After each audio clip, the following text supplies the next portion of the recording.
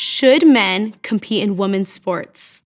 That's a central issue in our culture, one that demands honest dialogue and robust debate. Unfortunately, even using the words men and women's sports is enough to get you kicked off social media. Worse, as I've found out firsthand, it's also enough to get you thrown out of a public library. My name is Sophia. I work for the California Family Council and host This Is a Woman podcast. In August 2023, I was invited to the Yolo County Library to speak at an event called Forum for Fair and Safe Sports for Girls. As a former college soccer player, I'm passionate about protecting women's sports from being invaded by boys and men, and I welcome the opportunity to lend my voice to this important discussion. I began playing soccer at the age of 4. Soccer brought me everything. I met my best friends through soccer, and I learned life lessons like persistence and discipline on the field. By the time I turned 10, the dream of playing college soccer was fixed in my mind.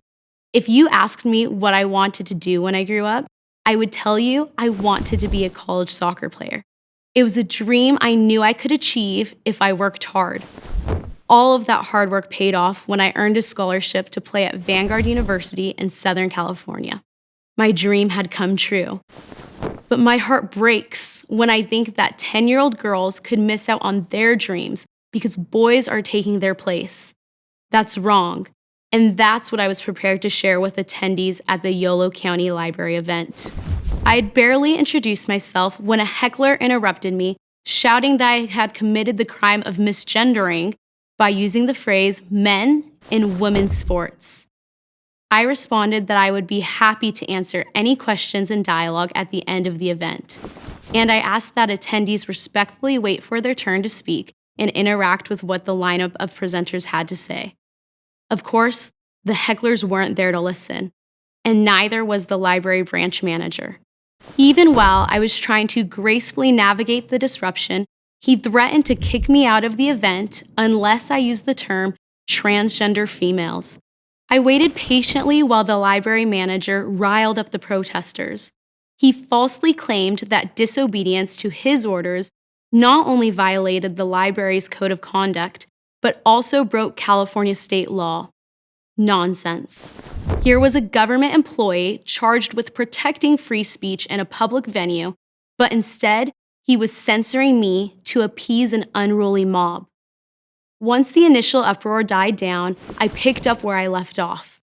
A minute later, I was interrupted again.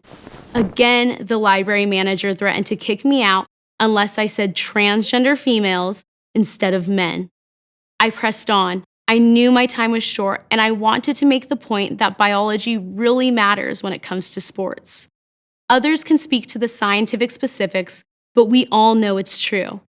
At the peak of my game in my junior year in college, both of my 15-year-old brothers could outrun me, beat me in arm wrestling, and kick a ball harder and farther than I could.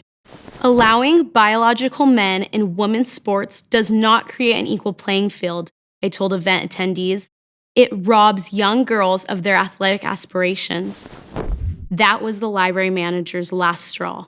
Now that I had accurately referred to men as men a third time, I had to leave the event or he would shut it down entirely. In fact, even though I did step aside, he shut it down anyway, silencing me and the 4 other women who were scheduled to speak. The First Amendment means that government officials can't pick and choose winners and losers by censoring one side of a debate. But that's exactly what happened here. And it's why, with the help of Alliance Defending Freedom, I've joined a lawsuit against Yolo County and the library officials who violated our freedom of speech.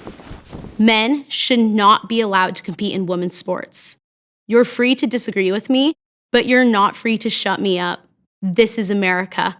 Freedom of speech means that we can debate our differences through open and respectful conversation. And I'd be happy to have that discussion anywhere, including at a library near you. To find more videos like this, visit adflegal.org/freedom matters. Before you go, please click like and subscribe to this channel so you never miss an episode.